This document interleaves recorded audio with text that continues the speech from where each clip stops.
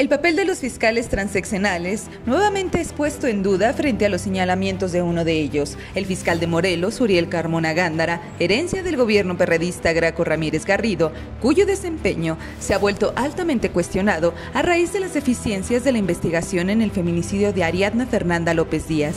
No es la primera vez en que el ejercicio de un fiscal, con señalamientos de haber sido impuesto por un gobernador saliente, enfrenta este tipo de cuestionamientos. El propio presidente Andrés Manuel López Obrador ha insistido en que los fiscales longevos o transeccionales renuncien si no dan resultados. El caso más reciente que ha levantado la crítica es el del fiscal de Morelos. Sin embargo, lo mismo ha ocurrido con el fiscal de Tamaulipas, Irving Barrios Mojica, quien fue herencia del panista Francisco Javier García Cabeza de Vaca, quien también enfrenta una investigación por parte de la Fiscalía General de la República. También se encuentra el caso del exfiscal de Veracruz, Jorge Winkler, hoy detenido y vinculado a proceso por desaparición forzada. Otro caso es el del fiscal de Guanajuato, Carlos Zamarripa, quien ya lleva al menos 12 años en el cargo, mientras esa entidad es una de las más violentas del país. Expertos en materia de seguridad y analistas entrevistados coincidieron que las reformas para transformar a las procuradurías del país y tratar de convertirlas en fiscalías autónomas tenía buenas intenciones. Sin embargo, en la práctica no ha funcionado porque persiste la corrupción política y el pacto de impunidad en donde los gobernadores siguen usando a las fiscalías como el brazo para revanchas políticas aún persiste. No es un error, nuestro problema es nuestra clase política. Entonces, a ver, ¿cuál es la dinámica de tener fiscales transeccionales?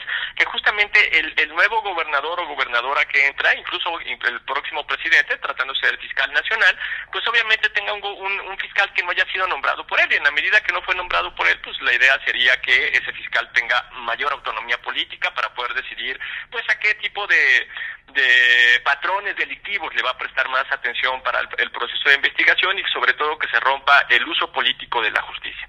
Entonces, en realidad el gran problema es que tenemos un diseño institucional que choca con la cultura organizacional de nuestra clase política. Entonces tenemos un diseño institucional que va por un lado, que incluso establece, por ejemplo, autonomía política a nivel constitucional y que busca también, pues obviamente en términos prácticos, a través de romper esta dinámica transeccional, pues que ese fiscal tenga autonomía política, y por el otro lado lo que tenemos es a una clase política que viene desde el viejo régimen. Esta es una herencia del viejo régimen, haciendo un uso político de la justicia. Entonces, mira, para así muy rápidamente, el problema que nosotros tenemos del viejo régimen y que no se ha roto es, por un lado, el pacto de impunidad. Cuando uno se pregunta cómo fue que logrado el PRI mantenerse durante tanto tiempo con gobernadores y con fiscales, con gobernadores y con presidentes distintos, bueno, era porque el presidente en turno sabía que no le iba a pasar nada, que podía hacer lo que quisiera y que no le iba a pasar absolutamente nada, ¿no? Porque el que sigue no solamente era de sus filas, sino que le iba a cubrir las espaldas. Eso que pasaba en la fiscalía, en la presidencia, pasaba también con los gobernadores y gobernadoras y pasaba también en presidencias municipales. Había este pacto de impunidad. Hubo una buena intención cuando se crearon los órganos autónomos en el que se convirtieron las que eran procuradurías de justicia de los estados y la general de la República para crear lo que ahora se conoce como las fiscalías. ¿Por qué autónomos? Porque precisamente en la temporalidad, porque eran electos, bueno, pues rebasaba el sexenio del mandatario en turno estatal y de México, de la República Mexicana. La idea fue buena, pero le ha ido muy mal al proyecto. Le voy a platicar.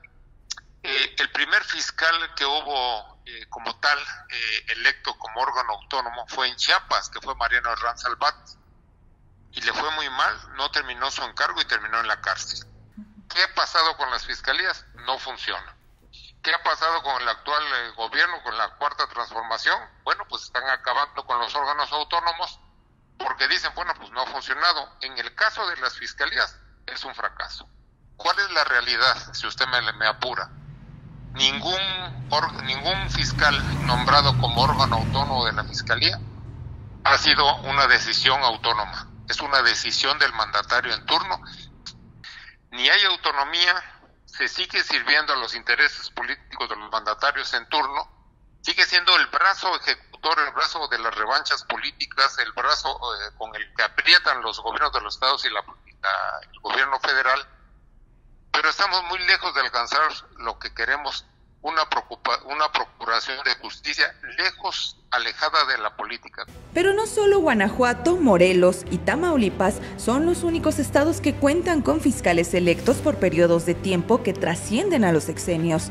Se encuentran también los casos de Puebla con Gilberto Higuera Bernal, de Chiapas con Olaf Gómez Hernández y de Tabasco con Nicolás Bautista Obando. Para Sin embargo al aire, Romina Gándara.